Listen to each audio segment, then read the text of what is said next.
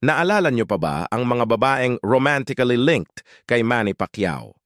Well, kung hindi pa, balikan natin ang 6 na babaeng di umano'y nagkaroon ng relasyon sa ating pambansang kamao.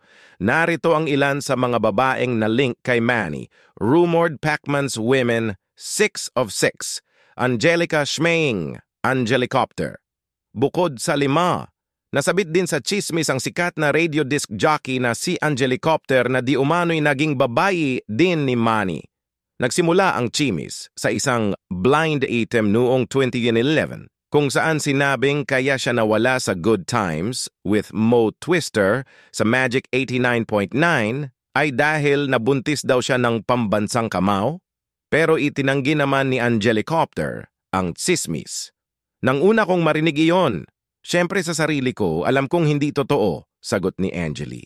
May iba pang lumabas sa online at itinawag pa sa radio show namin. Sabi ko nga, hindi lahat ng lumalabas na balita online is true. Saka noong time po na lumabas ang issue, hindi ko nga po alam dahil nasa Palawan na kami.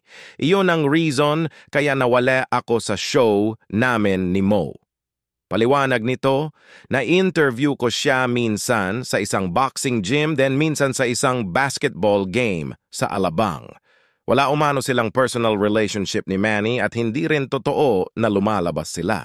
At yan mga kacharets ang kabuuan ng mga babaeng na link kay People's Champ. Shahar!